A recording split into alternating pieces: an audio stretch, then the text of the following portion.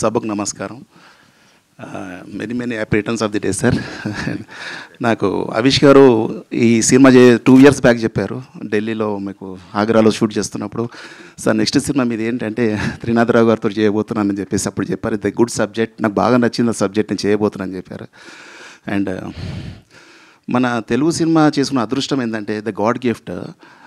B N Reddy గారి తరఫు నుంచి తీసుకుని వస్తే జంధ్యాల గారు, తర్వాత ఈవి గారు, తర్వాత విక్రమ్ గారు, అనిల్ రావుపూడి గారు, త్రినాథరావు గారు, అంటే ఆ స్టిక్ అనేది ఎవరు అందరూ కూడా ఆ స్టిక్ని ఇంకో హ్యాండ్కి ఇస్తూ వెళ్ళిపోతున్నారు.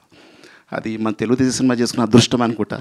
అండ్ ఈ సినిమాలో full entertainment, hilarious comedy, each and every second ఎక్కడ అవకాశం దొరికితే అక్కడ కామెడీకి ఆయన తావిచ్చారు. నన్ను ఈ క్యారెక్టర్ ఇచ్చి సెలెక్ట్ చేసినందుకు very very thank you sir.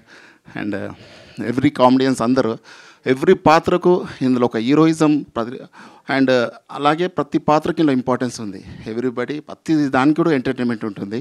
మీరు ఈ రోజుల్లో ఒక ప్రేక్షకుల్లో మార్పు వచ్చిందండి. రీసెంట్లీ మనం కోర్ట్ మూవీ చూసిన తర్వాత మనకి ఏమర్థమవుతుందంటే, ప్రేక్షకులు మేము బాగుంటే చూస్తాం, ఎంటర్టైన్మెంట్, కంటెంట్, ఎవ్రీథింగ్ ఎలా ఉన్నా పర్లేదు, మేము సినిమాను ఆదరిస్తాం అనే ఒక ట్రెండింగ్ ఇప్పుడు వచ్చింది.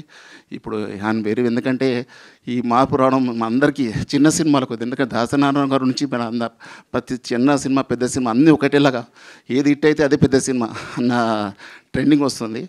ఇప్పుడు ఆ ట్రెండ్ మళ్ళీ రిటర్న్ వచ్చింది.